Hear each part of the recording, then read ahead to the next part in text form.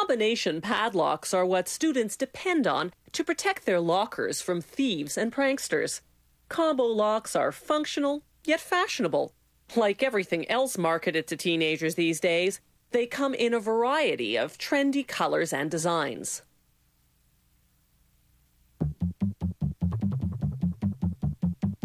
The combination lock's main locking mechanism is called the base plate.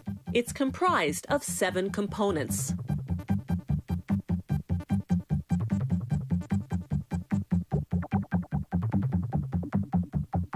That black piece, called the lock bolt, is what slides over to free the shackle when someone dials the correct combination. They rivet the base plate components into place so the lock will stand up to repeated use. Here are those components before assembly and after. They secure the assembled base plate into the casing. Then they install the trip lever spring. It's what automatically scrambles the mechanism every time the lock is closed.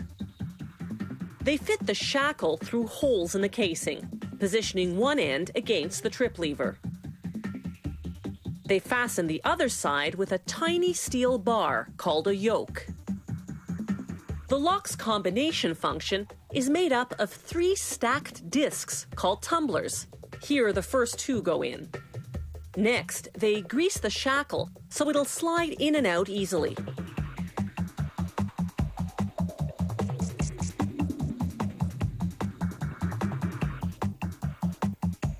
Sometimes they customize the face of the lock.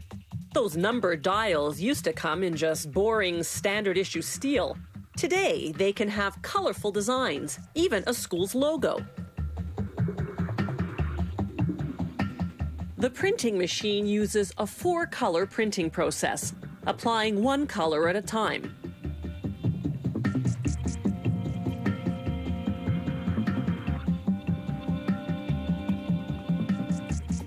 The painted dials get 2 coats of clear varnish to harden and protect the paint.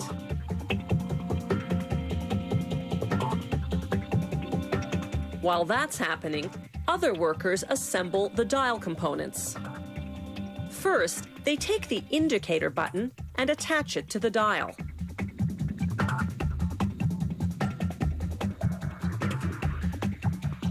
Then they take the 3rd tumbler and rivet it to the back of the dial. This tumbler will control the movement of the 2 other tumblers inside the lock's casing. All 3 tumblers have V-shaped indentations. The correct combination aligns those V's, allowing the lock bolt to slide over and free the shackle. Each tumbler has a code number stamped on the back.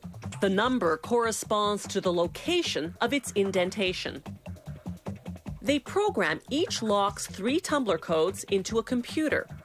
The computer then randomly creates a combination that will align the 3 indentations. There are more than 50,000 possible combinations.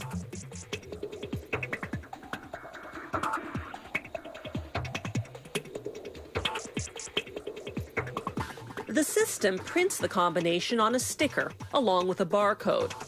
The barcode is programmed into a central computer where it's recorded with the lock's serial number. The guts of the combination lock are finished. Now it's time for the final assembly. They put the dial onto the casing. Then a forming tool presses down on the casing's rim, folding it tightly over the dial. A computer-guided machine then engraves a serial number on each lock.